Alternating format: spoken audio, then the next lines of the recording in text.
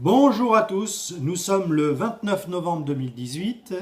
Aujourd'hui, ma vidéo va surtout s'adresser à Monsieur Louis Lefranc, le préfet de la ville de Beauvais et donc de l'Oise, que Caroline Cayeux, la maire de Beauvais, a sollicité pour prendre les mesures me concernant en tant que conseiller municipal de Beauvais, puisque les journalistes du Courrier Picard, de l'Observateur de Beauvais, de l'Oise Hebdo et du journal Le Parisien m'ont copieusement diffamé et calomnié le vendredi 15 novembre 2018.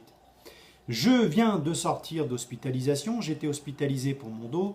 Pour mes amis, pour ceux qui me suivent sur Facebook, ils savent très bien que j'ai été hospitalisé pour des problèmes de dos depuis le mois de juillet et que j'ai eu une rechute grave. Et donc j'ai été hospitalisé une dizaine de jours dans un lit et je suivais l'actualité des Gilets jaunes et naturellement la diffamation de ces salopards de journalistes. Vous pourrez m'attaquer comme vous voulez, messieurs les journalistes, ça sera avec plaisir que je vous répondrai. Comme dirait Alain Soral, dont je ne partage pas les idées antisémites, anti-juifs, etc., parce que je le trouve déjà d'une très violent, agressif, etc., mais je le trouve intéressant parce que il est aussi un contre-pouvoir. Et moi j'aime bien m'entourer de gens différents, et je trouve que sa forme de contre-pouvoir est intéressante dans sa construction, dans ses propos, après c'est différent. Voilà. Il a dit les journaputes. Et je trouve que messieurs les journalistes de Raphaël Thiollier de l'Observateur de Beauvais, Jimmy Haute-Cloche, celui qui m'a traîné dans la boue ce vendredi dernier, Haute-Cloche, il porte bien son nom. Il s'est comporté comme une cloche. Je trouve qu'il porte très très bien son nom. Vous m'attaquez, allez-y, faites-vous plaisir. Attaquez-moi, je me ferai un plaisir de vous demander des dommages et intérêts. Euh, et les journalistes du Parisien, de l'Oise Hebdo. L'Oise Hebdo, très bon journapute. Ouh, très très bon. Il faut savoir que le rédacteur en chef de l'Oise Hebdo m'avait confié en 2014 voter Front National. Ça vous donne un petit peu l'état d'esprit du journal L'Oise Hebdo. Ok, donc je me suis fait une petite liste parce que j'en ai pas mal à dire, il y en a pour un petit moment. Et vous allez voir que ceux qui m'écoutent, qui verront que j'ai été calomnié et diffamé comme l'élu Front National, l'élu ex-Rassemblement Bleu Marine, oui, je veux dire, le mec d'extrême droite. Voilà, ce qu'ils veulent, c'est que j'ai l'image du mec d'extrême droite qui fait d'ailleurs, comment dire, une vidéo pour me moquer de tous ceux d'extrême droite qui disent que les musulmans c'est la cause de tout, que en fait le terrorisme en France c'est le problème de tout le monde, que voilà. Or, dans mon sketch ironique, tranchant et moqueur, comme le dit très justement le dernier article encore du 28 novembre du Courrier Picard, qui visiblement est motivé pour continuer à me jeter aux ordures, je reconnais effectivement être volontairement ironique, moqueur et tranchant. Oui, oui je me reconnais tout à fait dans ce profil parce que je trouve que vous mettez un petit peu trop sur le dos des musulmans et d'autres plus puissants que moi, comme Poutine. Monsieur Louis Lefranc, notez bien ce que je vous dis. Poutine, Asselineau ont catégoriquement avoué que les rebelles, et Laurent Fabius aussi, à partir de 2013, ont confirmé qui soutenaient, qui finançaient les rebelles syriens. Donc, ce dont on sait maintenant que c'était ceux qui sont Daesh, qui à l'époque, ils n'avaient pas inventé le nom Daesh. Donc, c'est autre que moi, de gens qui disent que effectivement il y a réellement derrière une incohérence de la part des Occidentaux qui critiquent les musulmans et qui critiquent l'intégrisme musulman, mais qui le financent. Et donc ma vidéo est faite pour se moquer de ça, puisque je n'ai pas honte de dire que le chauffeur qui a écrasé les gens sur Nice qui était théoriquement Daesh, qui était théoriquement radicalisé islamique, a écrasé des musulmans. Moi, je dis que cet homme-là, c'est un fou. Vous, vous dites que c'est un islamiste terroriste. Ok. Voilà. Et on peut donner d'autres exemples. Il y a un pauvre homme qui a été la tête tranchée par un salarié mécontent. Hein, et on a dit, voilà, ça c'est un terroriste islamiste. Là. Voilà. Donc je me moque de cette vidéo, dans cette vidéo-là, ce qui n'est pas franchement le portrait d'un mec d'extrême droite. Les journalistes, pourquoi ils me mettent dans cette case d'extrême droite? Pourquoi? Parce que je faisais partie d'une liste municipale dont la tête de liste était Front National et le groupe s'appelait Rassemblement Bleu Marine. Je trouvais très très bien d'ailleurs cette idée au départ, qui était une nouvelle idée à l'époque, hein, tout le monde y croyait. Il y avait des gens comme Gilbert Collard qui était de gauche, qui avait rejoint cette idée de rassemblement, qui avait d'ailleurs même lui-même créé le Rassemblement Bleu Marine. C'est un mec de gauche qui l'a créé, je vous le rappelle. Hein. Donc ça m'avait donné cette bipolarité politique, cette ouverture d'esprit que le français n'est pas nécessairement que gauche ou que droite, mais qui pouvait partager des idées à la fois de droite et à la fois de gauche. Hein. Et je pense que c'est comme ça qu'un bon père de famille, en tout cas, doit gérer sa famille. Hein. Le bon père de famille ou la mère patrie doit gérer sa famille. Elle ne doit pas être catégorique. Hein. Elle doit avoir un esprit ouvert pour pouvoir apaiser les conflits quand il y en a qui se présentent. Donc dans la liste de Caroline Cayeux, on retrouve des gens qui sont de l'UDI, on retrouve même 3 personnes qui ont soutenu Macron lors des présidentielles contre Fillon, hein, qui sont dans sa liste municipale, puisqu'ils n'étaient pas RPR, ils n'étaient pas les Républicains ni UMP, ils étaient UDI, hein, centristes, et pourtant Caroline Cayeux n'est pas côté, on ne peut pas dire qu'elle soit, centriste. Et alors, est-ce que tous les gens qui sont sur sa liste, on va les classer de républicains, les républicains? Ou sur la liste de Thibaut Viguier, tous socialistes. Hein. Thibaut Viguier, c'est l'autre.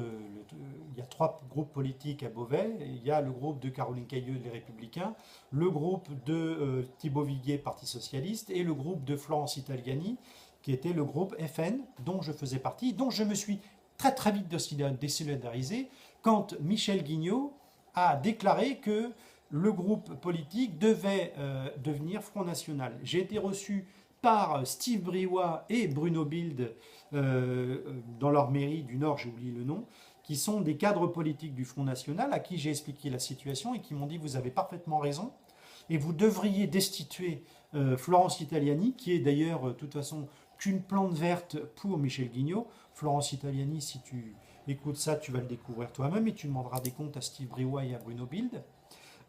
Et donc, il m'avait demandé de destituer Florence Italiani. Comme l'ensemble de la liste municipale me soutenait dans cette idée de rassemblement apolitique, ce que j'ai refusé, puisque moi, mon but n'est pas faire de carrière politique, quoi qu'on y réfléchira bientôt. Là, ça va venir, là.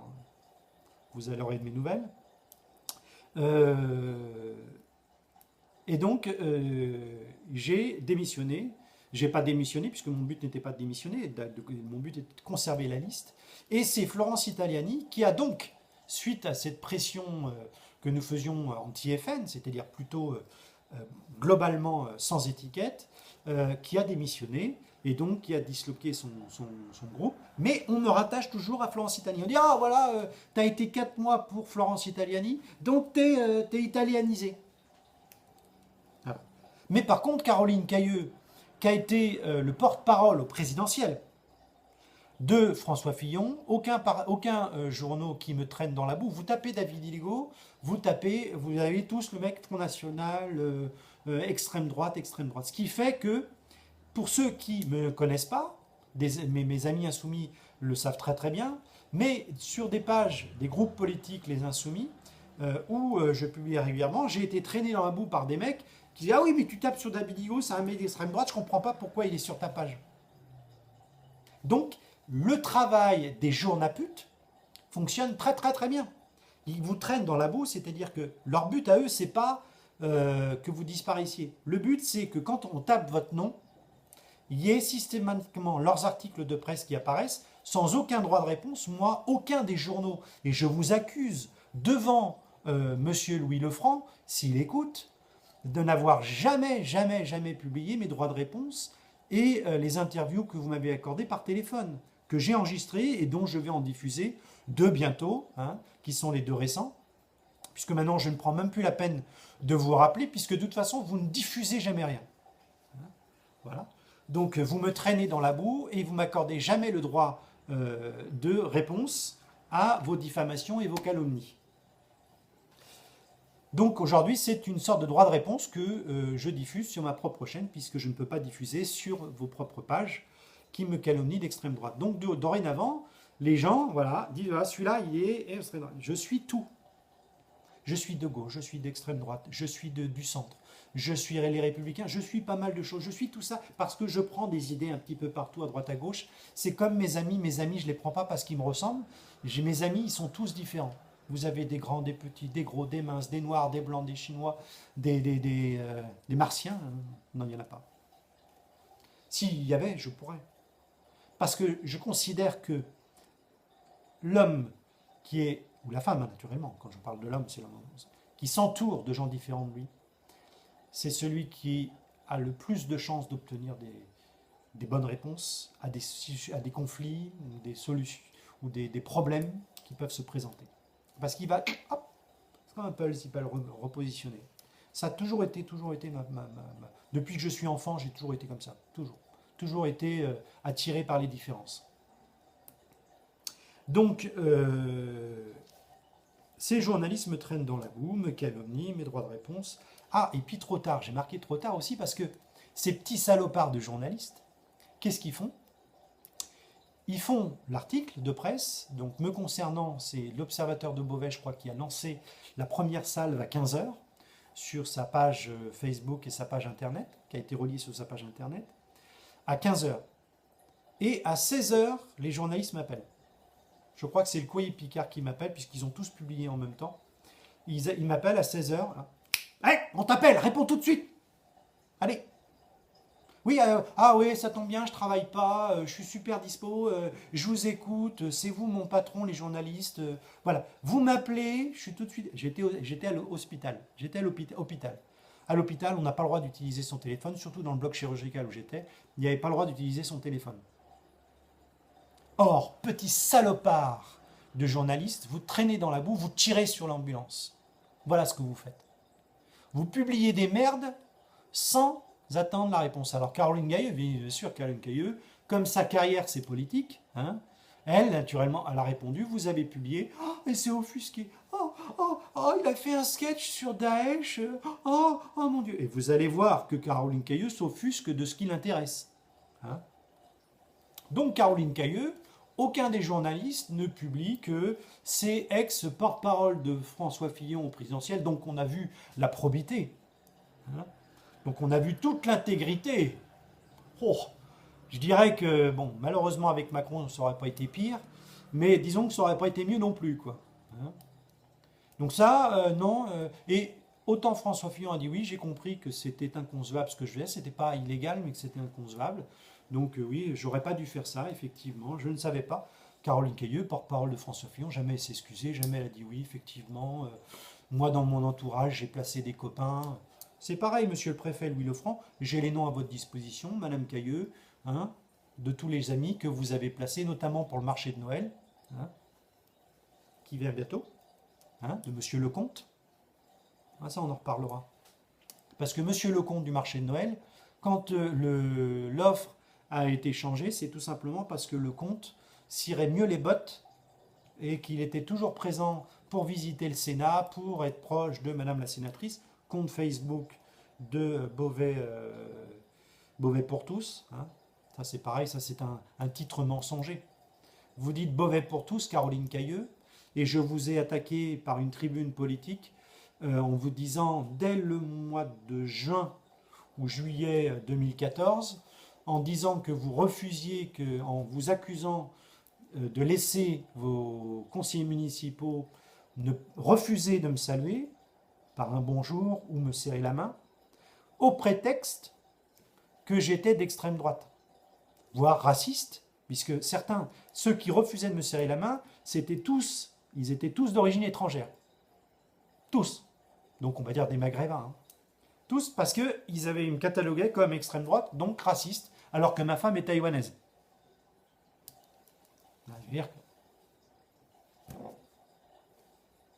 Vraiment être débile. Vous avez refusé de publier ma tribune, j'ai gardé les emails. Vous avez refusé de publier ma tribune parce que vous avez dit que c'était diffamatoire et calomnieux et que vous auriez pu porter plainte pour ça. Je ne connaissais pas trop les lois à l'époque. Je me suis dit, bon, c'est pas grave, je lui fais confiance. Je vous faisais confiance à l'époque, Madame Cailleux. Et en fait, ça n'a servi strictement à rien. Strictement à rien. Strictement à rien. Donc, Caroline Cailleux s'offusque que de ce qui l'intéresse. Pourquoi? Et vous allez voir l'ironie l'ironie de l'histoire. Quand on a le temps de regarder l'histoire, en novembre 2011, Sébastien Chenu, qui aujourd'hui est le bras droit de Marine Le Pen, était sur la liste municipale de Caroline Cailleux, en novembre 2011, s'est inscrit au procès verbal du conseil municipal de Beauvais. Tout ce que je dis est toujours prouvable dans les faits. Sébastien Chenu insulte d'alcoolique Sylvie Houssin, qui était la tête de liste du Parti socialiste, de la liste municipale de Beauvais à l'époque. Donc elle siégeait au conseil municipal. Et Sébastien Chenu la traîne dans la boue, il lui dit qu'elle passe son temps à lever le coude, qu'elle fait plus d'inaugurations, elle va dans les inaugurations, dans les pots, etc., pour se bourrer la gueule, etc.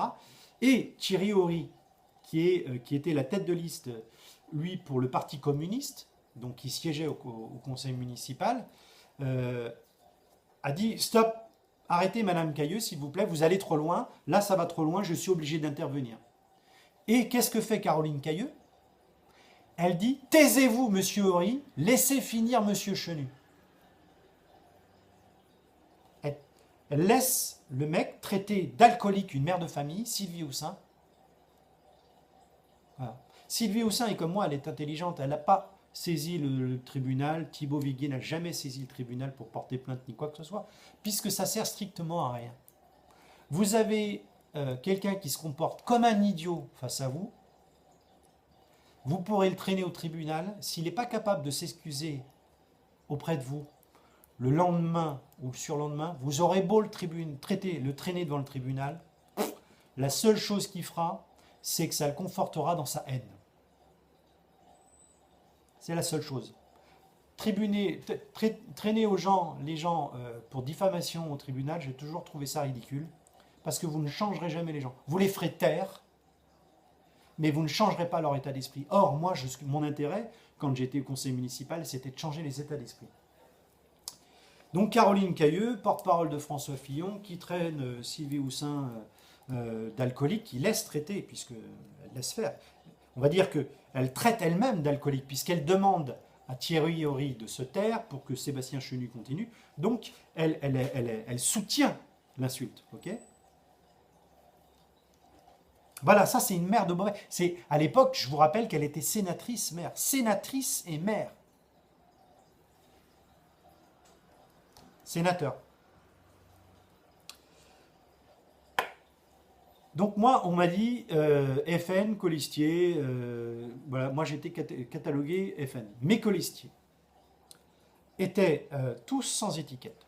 Certains FN, certains étaient d'autres partis politiques.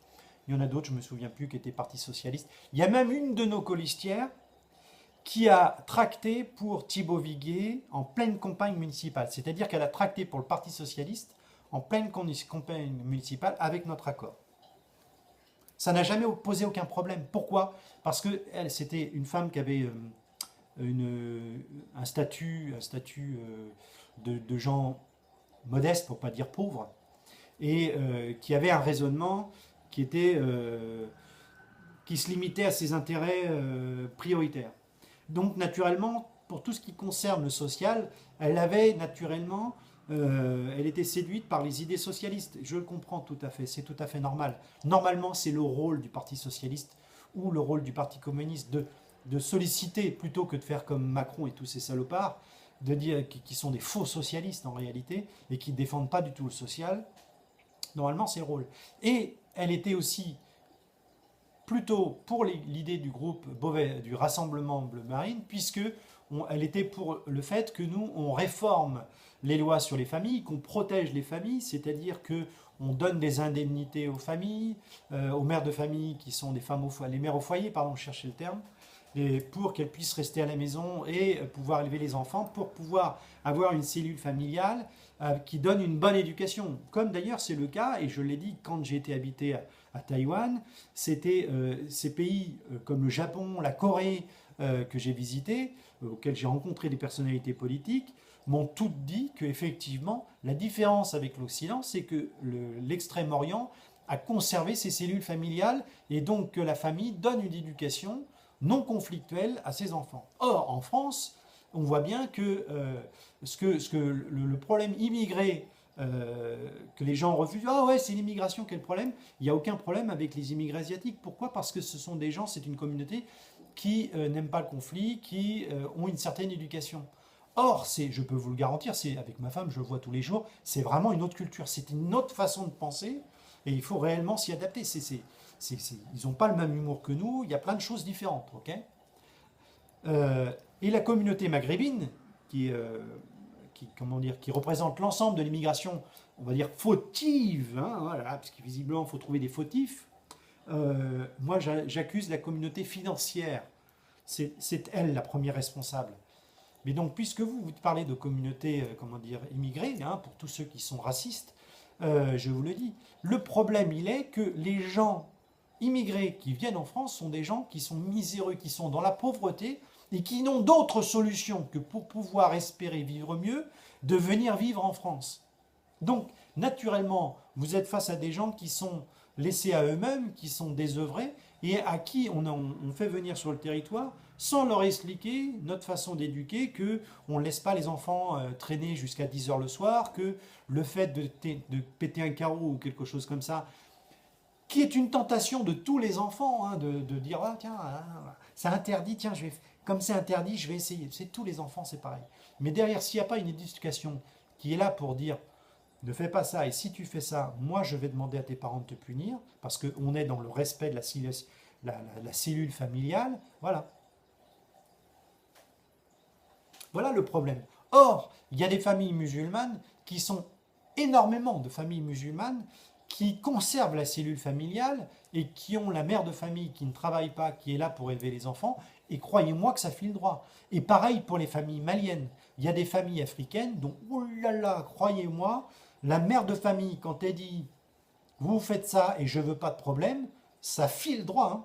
Alors derrière, les enfants font naturellement des bêtises, comme tous les enfants, mais derrière les parents, ça serre la vis. Simplement, on n'offre pas de boulot aux enfants. On leur donne des aires de jeu tous les kilomètres carrés, alors que allez dans d'autres pays, comme j'ai visité Taïwan, vous avez à Taipei, la capitale, vous avez des aires de jeu, peut-être 2 ou 3 aires de jeu par kilomètre carré. Je dis kilomètre carré, 2, 3, ou c'est plus que ça, 4 ou 5, je dirais au moins. Il y a énormément, des centaines d'aires de jeu sur toute la totalité, et ce n'est pas uniquement dans les quartiers pauvres, c'est dans tous les quartiers, il y a un espace, un espace vert, on en fait un aire de jeu, il y a des tables pour pique-niquer, chose que Caroline Cailloux a toujours refusée. Et je leur ai dit, il y a énormément d'espaces verts à Beauvais, vous pourriez mettre des tables pique-nique pour que les gens qui n'ont pas trop d'argent puissent manger à l'extérieur, profiter de faire un pique-nique et n'ont pas les moyens d'acheter des chaises, des tables, etc. pliantes qui vont servir uniquement 2 mois de l'année. Donc j'avais demandé de mettre ça à disposition et de faire ça par un artisan de la ville de Beauvais. Vous avez catégoriquement refusé. Ce que vous faites le moindre aire de jeu que vous le faites faire par des sociétés qui ne sont même pas du département. Voilà. Voilà mon coup de gueule. Donc si vous voulez m'étiqueter d'extrême droite, vous êtes des salopards de diffamateurs. Parce que pourquoi? Vous voulez, et même si j'étais les insoumis, et que vous m'étiqueteriez 100% insoumis, vous seriez des salopards de manipulateurs. Parce que vous enfermez les gens dans des étiquettes. Et comme ça bloque les autres. Les Insoumis, demandez aux gens du Rassemblement National s'ils acceptent de discuter avec le mec des Insoumis, si véritablement il y a un échange. Non, parce qu'ils sont dans leur parti politique. Ouais, machin, ils aiment pas, etc. Et vous, ça vous arrange. Vous qui nous gouvernez, et les gilets jaunes là-dessus l'ont bien compris. Ils ne sont pas rentrés dans les manigances des partis politiques. Et j'ai été très surpris de ça. Je suis le premier surpris de ça parce que j'avais marqué sur les téléphones portables, je n'y croyais pas trop. Je pensais que c'était derrière un mouvement d'extrême droite. Or, peut-être il a été au début instrumentalisé par l'extrême droite, par Marine Le Pen ou Dupont-Aignan. Je ne sais pas. Je ne sais pas, peu importe. Mais en tout cas, le peuple a repris son pouvoir. Et ça, je suis très admiratif pour ça. Et notamment, je félicite Éric Drouet et Priscilla Ludowski, qui sont, à mon sens, les deux représentants les plus sobres qu'il puisse y avoir des gilets jaunes. Parce qu'ils ont cette capacité d'avoir le sang-froid, quelle que soit la situation. Or, ces gens-là, c'est toujours le même problème, c'est le même problème qu'avec moi, c'est que ces gens-là ne veulent pas faire carrière dans la dissidence. C'est-à-dire que ces gens-là ne seront pas comme Soral, ne seront pas comme Robin, je ne me souviens plus de son nom, son prénom. Il y en a d'autres comme ça, j'ai oublié le nom. Enfin, il y a plein de sites internet et de mecs qui se disent dissidents et qui vous disent et qui font monétiser leurs vidéos sur YouTube. Moi, j'ai toujours refusé de monétiser mes vidéos sur YouTube. Et c'est pas demain la veille. Parce que je considère qu'on ne se rémunère pas de sa dissidence. C'est comme un journal qui publierait, qui dirait ah ouais, bah nous on est contre ça, ouais, on est contre, et qui prend le fric, qui ne propose rien, qui ne construit rien. Donc je suis contre tous ces dissidents qui vous réclament des sous sur PayPal, qui vous disent ah oui mais pour exister, pour pouvoir nous organiser, pour payer du matériel, moi je dis tu payes de ta poche, tu fais comme moi, tu achètes des micros, des caméras, tu payes ça de ta poche et tu as un vrai boulot à côté. Ok ? Et si tu n'as pas un vrai boulot à côté, tu essayes de soutenir quelqu'un qui a un vrai boulot et qui, lui, peut faire le capitaliste parmi vous et pour pouvoir investir un capital dont il restera propriétaire et qui sera mis à disposition de son association ou de son groupe. Or, actuellement, dans la loi sur les associations, vous ne pouvez pas venir avec propre matériel en disant je le mets à disposition de l'association. Il faut que l'association soit propriétaire des biens et souvent les mecs, comme ils récoltent des sous par les municipalités, et bien du coup, ils achètent du matériel comme ça, voilà, pour l'association, et cette association ne peut pas partager avec une autre association. Or, moi, par exemple, David Nigo, je partage mon matériel aussi bien avec des gens de l'Insoumis, aussi bien des gens Rassemblement Marine, aussi bien que des gens du centriste, les Républicains, ou j'ai d'ailleurs un de mes potes républicains qui ne se fera pas connaître parce que systématiquement il sera... Là-dessus, sur mes amis des partis politiques adjacents, je ne lui donnerai jamais de nom parce que immédiatement, ils feront comme avec moi, ils couperont. Donc, moi, je dis félicitations aux Gilets jaunes. Et comme l'a dit très justement dans une vidéo Éric Drouet, il a dit voilà, nous, on est des porte-parole au début, on remonte les informations de tout ce que les gars nous ont dit comme revendications. Elles vont au-delà de la revendication sur le pétrole, elles sont beaucoup plus profondes dans le système politique actuel qu'est la France. Et moi, au travers du Code général des collectivités territoriales qui interdit de donner la parole à un élu politique, comme moi j'ai voulu le faire à Thierry Houry, Parti communiste, sur un sujet social, je me suis levé, j'ai dit voilà, il est là dans la salle avec des pancartes pour condamner une délibération qu'on allait voter. Moi, j'ai voté contre, mais je n'arrivais pas à exprimer mes propos. Donc j'ai dit, écoutez, moi, je propose de donner la parole à cet ancien conseiller municipal, donc qui sait s'exprimer, mais qui n'avait pas été élu Thierry. Ça a été catégoriquement refusé. Pourquoi ? Parce que le Code général des collectivités territoriales l'interdit. C'est quand même lamentable. Comment parler de démocratie quand dans les conseils régionaux, conseils départementaux, conseils municipaux, on interdit catégoriquement au peuple de s'exprimer ou à un conseiller de donner la parole à un membre du peuple sur son temps de parole. C'est lamentable. C'est pour ça que les Gilets jaunes ont réclamé une assemblée citoyenne et ils ont très bien fait de le faire. À ce sujet-là, je tiens à vous informer d'un point de vue historique que Charles X, en 1830, avait dissolu par 2 fois à l'Assemblée nationale qui ne lui était pas favorable, hein, et il l'avait dissous définitivement la 2e fois. Comme par hasard, la révolution de 1830 éclatera, hein, qui amènera non pas la République derrière, mais le roi Louis d'Orléans, enfin pardon, Louis-Philippe d'Orléans, qui d'ailleurs dira ne m'appelez pas roi. Je suis roi, mais ne m'appelez pas roi. Voilà. Okay, c'est quand même un roi de France. Okay. Charles X, révolution, ça amène à Louis-Philippe d'Orléans. Donc c'était certainement pas une révolution contre la monarchie. Et la révolution, officiellement, vous tapez, c'est contre la liberté de la presse que Charles X a voulu étouffer. Et la liberté de la presse, c'est absolument faux. C'est pourquoi? C'est parce que Charles X a voulu taper dans la fourmilière parlementaire, comme le fait Macron actuellement. Il a voulu taper dans la fourmilière parlementaire et les parlementaires derrière ont encouragé un mouvement social qu'ils ont réussi à contrôler et dont après ils ont pu mettre en place Louis-Philippe d'Orléans pour pouvoir continuer. On a la même chose qui s'est passée avec De Gaulle.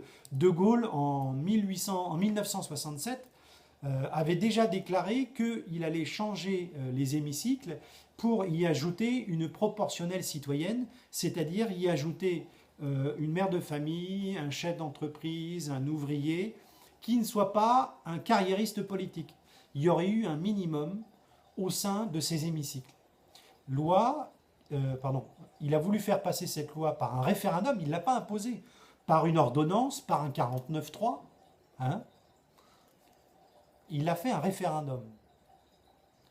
Et pas une question populaire, c'est-à-dire on sollicite la question du peuple, s'il n'est pas d'accord, tant pis. Genre le traité de Rome, le traité de Rome pour la Constitution européenne, dont Caroline Cailleux ne s'est jamais offusquée que quand ils se sont passés du référendum populaire et qu'ils ont passé à Lisbonne le Conseil, ils ont accepté la Constitution européenne, elle n'a jamais rien dit, hein, ok. Alors que ça s'est passé de l'avis du peuple. Voilà. Tout ça, c'est lamentable. Et c'est vrai qu'il est grand temps de mettre un coup de pied dans la fourmilière.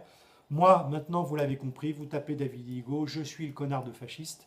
Et j'espère que cette vidéo sera un droit de réponse, comme un cri, pour dire à quel point nous ne sommes pas dans une démocratie. Alors, monsieur Louis Lefranc, le préfet de l'Oise, si vous avez l'occasion de regarder cette vidéo, je suis à votre entière disposition pour parler franchement, honnêtement. Et comme monsieur Haute-Cloche porte bien son nom, monsieur Lefranc, j'espère que vous serez à hauteur de votre nom de famille. Salutations à tous, et puis je ferai d'autres vidéos pour plaisanter. Vous avez vu, je me suis laissé pousser la barbe à l'hôpital parce que c'était compliqué de se raser.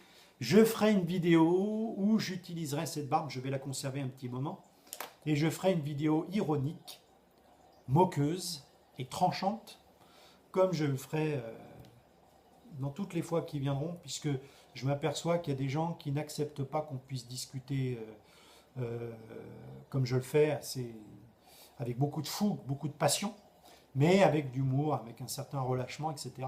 Et je comprends ça tout à fait, et donc je m'y adapterai. Je vous rappelle que mes vidéos ne sont pas monétisées. Et que je ne veux pas faire carrière politique. Mais je n'ai pas dit que je pousserai personne à faire carrière politique à Beauvais. On en reparlera, ça c'est pareil. Salut à tous!